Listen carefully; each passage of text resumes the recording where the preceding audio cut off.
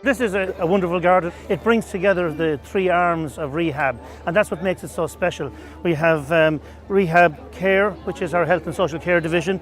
We have Rehab Recycling, which is our employment division, and we have National Learning Network, which is our training division.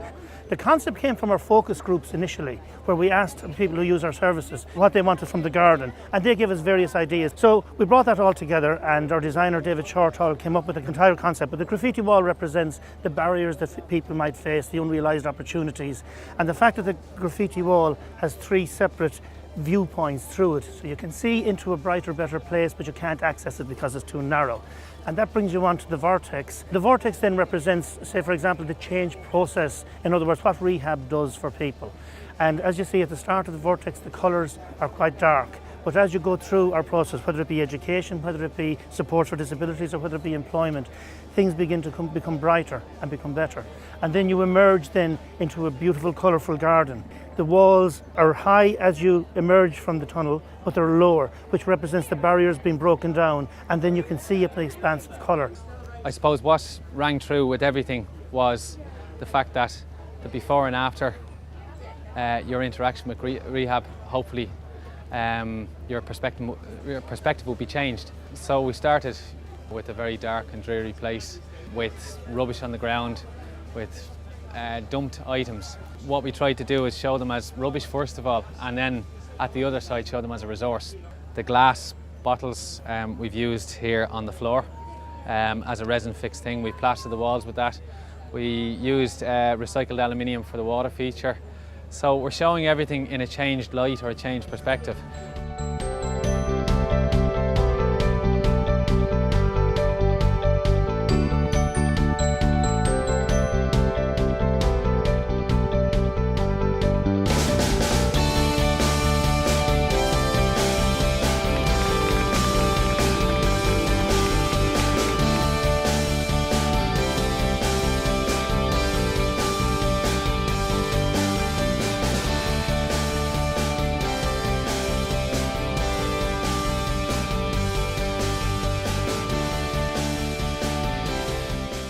We kind of thought, well, one of the best things we could possibly do was make getting up into a tree house, accessible to everybody.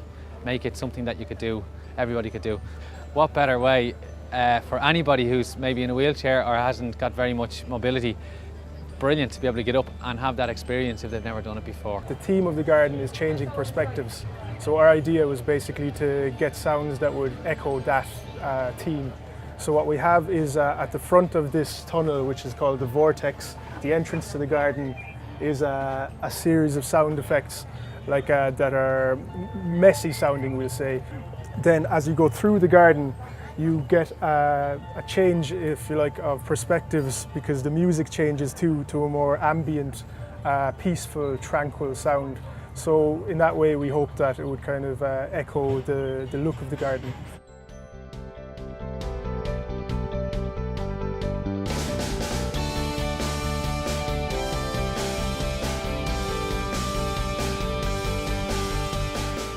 Basically what we did was we made leaves, and we did some cutting of flowers. We painted them at both sides, and we had fun more than anything else, and it was good for everything and for everyone. And it's good for mental health, good for rehab, and massive therapy as well.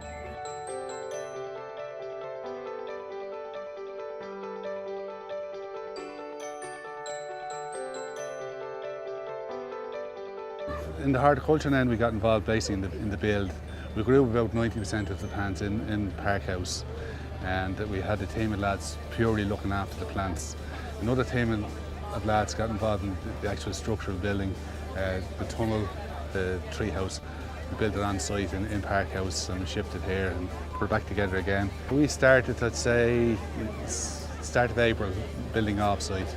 We had 2 weeks then to build the garden here on site. There's a crew of about 14, 15 lads in doing the powers, and it just pulled everybody together. Teachers and students all mucked in together, all equals.